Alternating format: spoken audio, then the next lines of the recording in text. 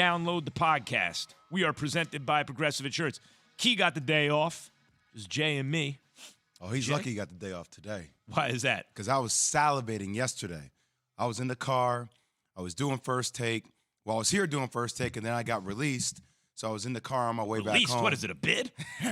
Essentially. And then I got the call from Cassandra that said, hey, Kevin Durant is officially coming back to Brooklyn. You know me, Max. First thing on my text. Because between Yates and Key, the day that all happened, they called me nonstop. Like, I told you, Key was like, I told you. I was like, okay. So me, Key, I told you. Yep. Told you he wasn't going anywhere. Josiah wasn't trying to let that happen. Well, publicly, he's not going anywhere at the moment. What I would say is this, and maybe you're right, but what I would say is this. I think it's impossible to tell at this moment, even if you have inside information, because I put myself in the Nets position. If it were me, I would go to KD, and this is what I would say. And since this is what I would say, I just assume this is what they're telling him, right? Look, we will listen to offers before the trade deadline to move you if we get the right offer, and we will make a genuine effort to do it. But it cannot be done publicly like this because the return will never come close to what we need for you, okay? So we have to get on the same page publicly at least and say everything's cool and we're moving forward. And then when this noise dies down a little bit, we can explore some options. Not making any promises, but we can explore options. But we can't do it while everyone knows you're a distressed asset that wants out because we're not going to get a deal that we're going to make. That's fair. Or it could be another scenario where it says, hey, Kevin, how do you feel about going to Memphis? Memphis has offered the best package. When if KD said, you know what? I kind of like, it's not it, though. It's not the answer. Well, they gave us the best package. So it's either this or the team that you have in front of you that is best equipped to win the Eastern Conference and potentially a world championship.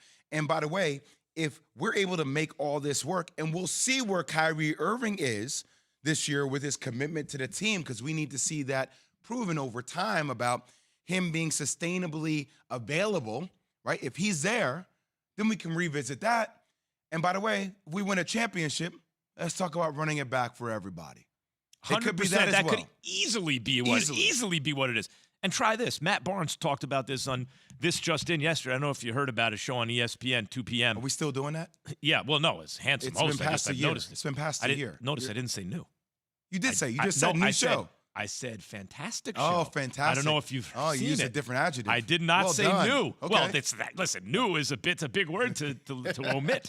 So, but the point is, Matt Barnes said, look, any team you go to, you got a gut to get KD. Exactly. So, but try this one. The Brooklyn Nets with KD on it probably have, I'm not saying the best chemistry, the best team. I'm saying the best roster in the NBA if everyone's healthy, right? Who has a better roster than the Nets if everyone's healthy? I mean, you could make a case with the Clippers, depth, Golden State, depth, Boston, depth. Milwaukee will still be there. But I do like their chances. Here's the first thing I thought about yesterday. So I get the news on the boardroom, which is their handle, right? Their business handle, in which Kevin Durant have his conversation with Josiah, Clarisai, Sean Marks, Rich Kleiman, who kind of oversees everything at 35 Ventures, and KD, that he's coming back. And I think, oh, wow. Steve Nash is on the hot seat. Don't sit down, as a matter of fact. Because it was only a week and a half ago, 2 weeks ago, that Kevin Durant gave Josiah an ultimatum by saying, hey, look, I'll come back if Steve Nash and Sean Marks are not here. But now Steve Nash being there, what position does that put him in? And the accountability that you need Steve Nash to hold. I still do not think that Steve Nash is the answer. I do not think that. I think Mark Jackson could be the answer. You need somebody to keep Kyrie, KD, and Ben Simmons, who we have not even spoken about yet, coming off a season where he did not play and was reluctant to shoot the ball. Coming off a season with the 76ers where he said, I had mental challenges. I do not believe that Steve Nash, who is a great person, a Hall of Fame basketball player, has a very high basketball IQ. I do believe that he lacks an experience to help those three work collectively together. And by the way, we will see in the first month and a half, 2 months of the season if he is well equipped enough to do that. But I don't think he will be. I think that's fair. I don't like to ever rule people out. Like we were even talking before the show about the Clippers, and I mentioned, the problem with picking the Clippers to win the whole thing, otherwise you might. Paul George has not shown he can do it deep in the playoffs, right? He underperforms. That doesn't mean he can never do it. It just means he hasn't done it till now, so you start to think the odds are against it. Yes, but you trust in the head coach. It's like the Miami Heat. You trust in Eric what I mean- Spoelstra. It's like San Antonio Spurs. You trust in Greg Popovich, and it's the same for Ty Lue. You trust in Ty Lue's ability, which is the 100%. person that Kevin Durant actually wanted to coach this team from the beginning, but he didn't put his foot Would've been a down, better choice. and they went with Sean. But Sean Marks went with Steve Nash. Steve Nash. What I would say about Nash is the reason I bring up that is as an analogy. Steve Nash has not shown at all that he could be the boss of a team, basically, that he could run the team and hold people accountable, all that.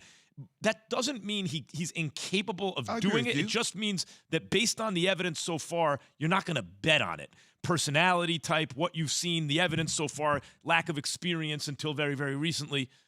That said, the thing that Key talked about like a week or two ago, maybe a little earlier in the summer even, is had KD made the ultimatum, either Steve Nash or Sean Marks, had he targeted one or the other, especially if it's the coach, you got a better shot. But when you say, I want everybody gone, it's like you don't own the team. But see, I don't. What I mean is that therefore Steve Nash really is on the hot seat because Yeah. to get rid of the coach is not really a big deal. Well, that's why I disagree with Key, because I said it's not absolute. This is a negotiation.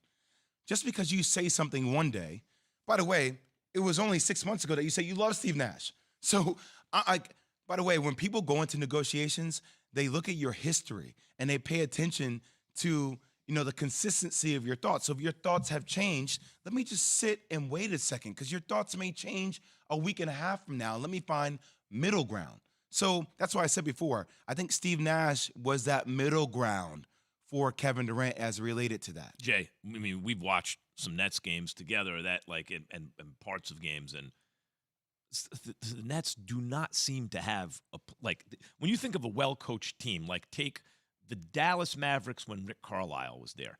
Everyone was always where they were supposed to be. Even the Dallas Mavericks with Jason Kidd. Well, for sure. But I'm thinking about when that offense was like super efficient. They had a plan, right? You could see it. I think of Mike Tyson in his prime.